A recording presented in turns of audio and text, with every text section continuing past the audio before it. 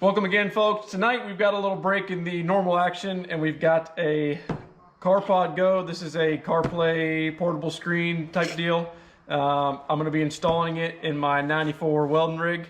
We'll get into it, but basically this gives you the like a CarPlay feature, especially in something that's 30 years old now. My truck is a 1994. This will give me the ability to use CarPlay and so on and so forth. But we're gonna get into it and start unboxing in here.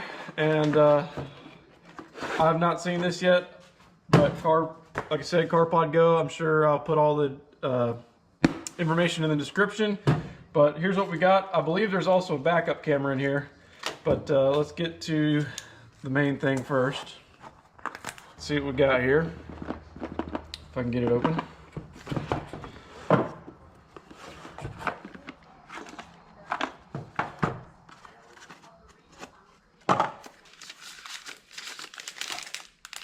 Screen protector on the front. Pretty big screen there. Car charger. Has an extra USB port in the cigarette lighter plug there. We've got some adhesive mount there for, I guess, to mount it on the dash. And then another one there, plus a little elbow to move it around. But a couple sticky mounts there. Got a USB-C to USB.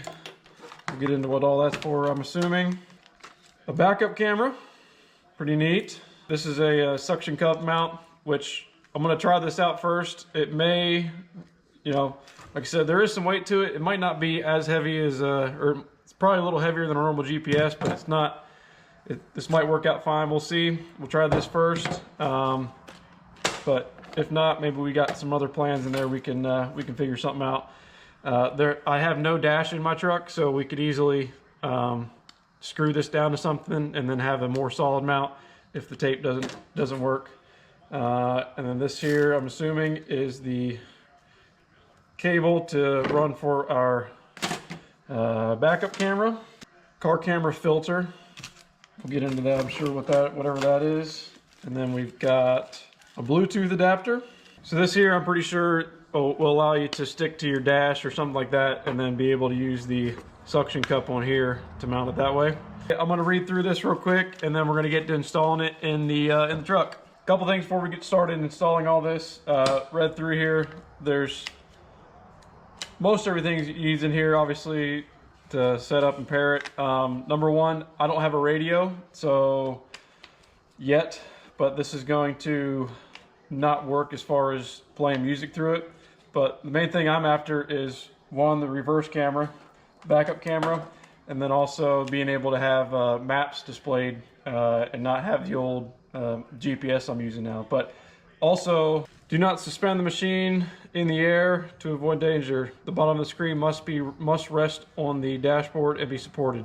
So it cannot stand alone, be mounted like this. It needs to rest on the dashboard.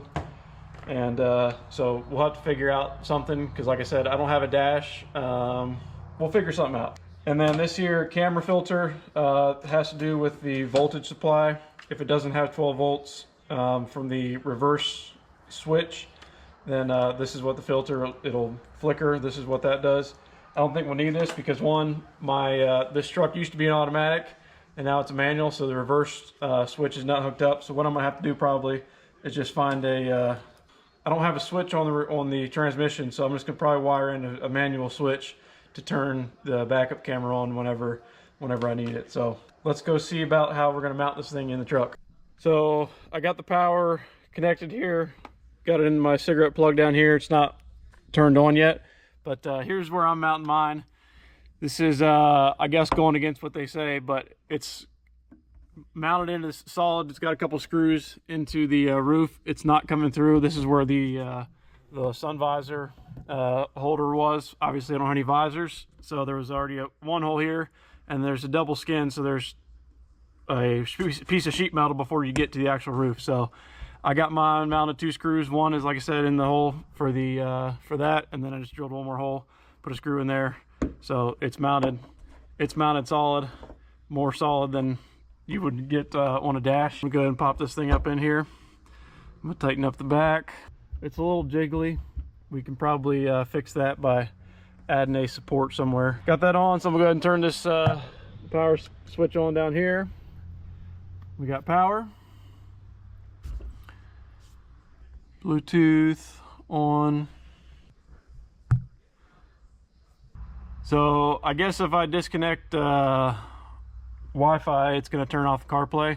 So, and I'm out here in the sticks, so I guess nothing's going to load while where I'm at right now, which obviously makes sense because if you're driving, you're not going to have Wi-Fi anyway. So we can go through, we can change brightness, night view, change our wallpaper.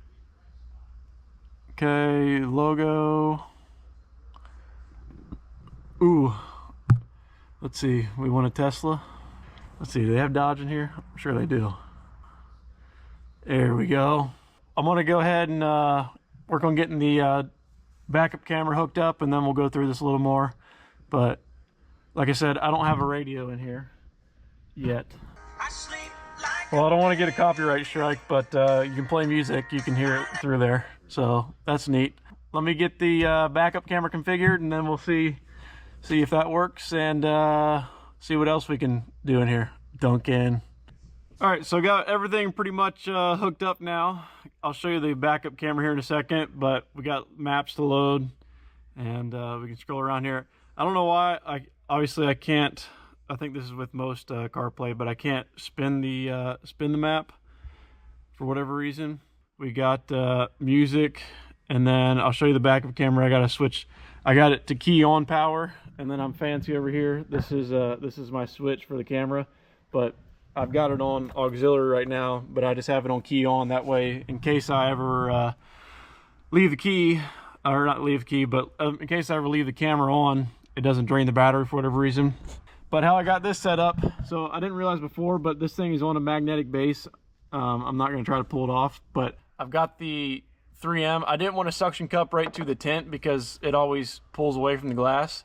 So I've got a sticky on the tint up here, just the stick pad or whatever that is, and then I got it suction cupped there to that, and then I got the back of it with the 3M tape on the back of it, and it definitely stiffened it way up. I'll show you the backup camera.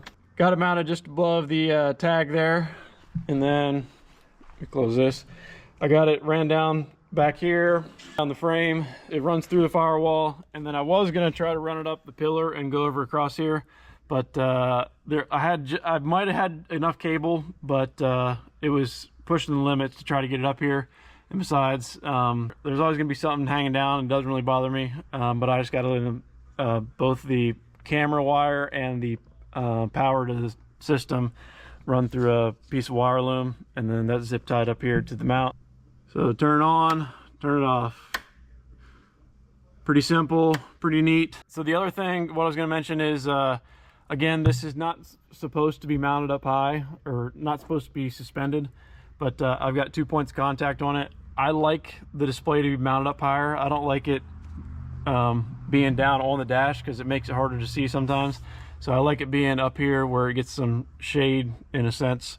So that's how I chose to do it. It's not recommended, but we got 2 points of contact, so I think we'll be all right. It's been about a week since I installed this CarpodGo in the truck, and I just want to kind of go through it and go over it a little bit more, give you my review or thoughts on it after a work week, highlight some things, re-highlight some things, some features that this thing offers.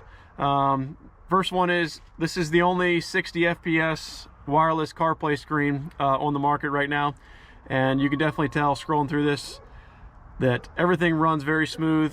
Scrolling around, trying to find things, even go to the main menu. I don't know if this camera will do it justice or not, but it works really well. Also, it offers pure Bluetooth display mode. Sound is output via the car's Bluetooth. The screen only displays images, supports original car multifunction steering wheel buttons and microphone. Again, I don't have any of those nice features in this truck, but adding this to an older vehicle has been a super useful, super nice option. One other thing to reiterate, this is made to be rested on your dash. Again, I don't have much of a dash, so do as I say and not as I do. But we've got 2 points of contact on this back here. Everything's been working out really well. It's secure, it's firm. I haven't had any problems with it, but it is not recommended to suspend it like this. Lastly, I want to go through some of the features again here and kind of go through, reiterate some of the settings that we've gotten here. So we've got a bunch of different languages we can choose from, setting date and time manually, or it connects through the your phone's CarPlay. Bluetooth, obviously is Bluetooth. Display, got night view. We can set a time where it will dim the screen more, brightness setting. We've got our wallpaper like shown before. Pick our logo.